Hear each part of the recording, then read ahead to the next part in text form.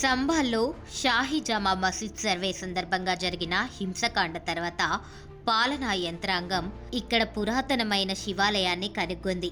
దానిని 1978లో మూసివేశారని తెలిసింది. తాజాగా చౌంద్సీలో రెవెన్యూ శాఖ తవ్వకాలు జరిపినప్పుడు ఒక మెట్ల బావి బయటపడింది.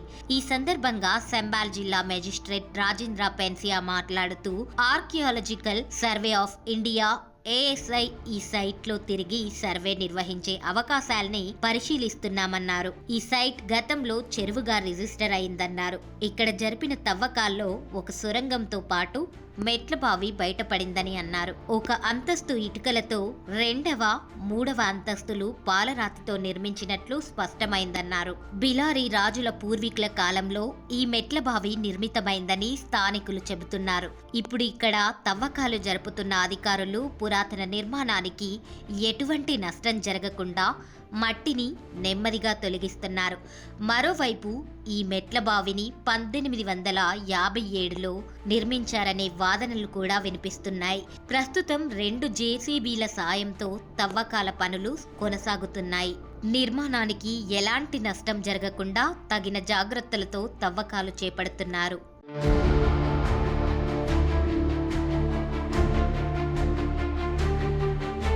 మెట్ల బావి అనేది పురాతనమైన భారతదేశంలో నీటిని సంరక్షించడానికి, నిల్వ చేయడానికి నిర్మించిన సాంప్రదాయ నీటి నిర్మాణం.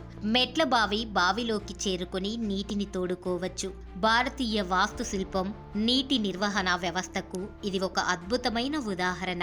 ముఖ్యంగా నీటి కొరత ఉన్న ప్రాంతాల్లో నీటిని ఆదా చేయడానికి మెట్ల బావులను నిర్మించేవారు.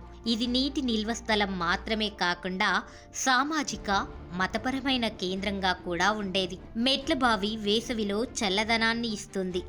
కాలక్రమేణా మెట్ల బావుల వాడకం తగ్గింది. అయితే నేడు ఇది చారిత్రక వారసత్వ సంపదగా, పర్యాటక కేంద్రంగా ప్రసిద్ధి చెందింది.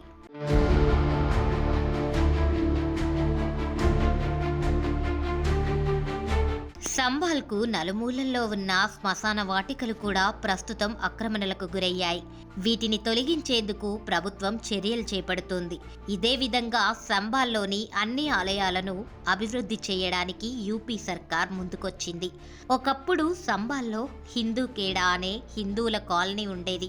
ఇప్పుడు దానిపై మరో వర్గం వారి ఆధిపత్యం కొనసాగుతున్నదని స్థానికులంటున్నారు. ఈ నేపథ్యంలో యూపీ సర్కార్ ప్రభుత్వ న్యాయవాదుల ప్రత్యేక సమావేశాన్ని నిర్వహించింది. 1978 నాటి అల్లర్లకు సంబంధించిన వివరాలతో కూడిన ఫైళ్లను సేకరించాలని ప్రభుత్వం వారికి సూచించింది. సంబాల్కి సంబంధించి యోగి ఆదిత్యనాథ్ ప్రభుత్వం మాస్టర్ ప్లాన్ సిద్ధం చేస్తుంది. సంబాల్ను తీర్థయాత్రా స్థలంగా రూపొందించేందుకు సన్నాహాలు జరుగుతున్నాయి. ఇక్కడి బావులు, చెరువులను పునరుద్ధరించనున్నారు.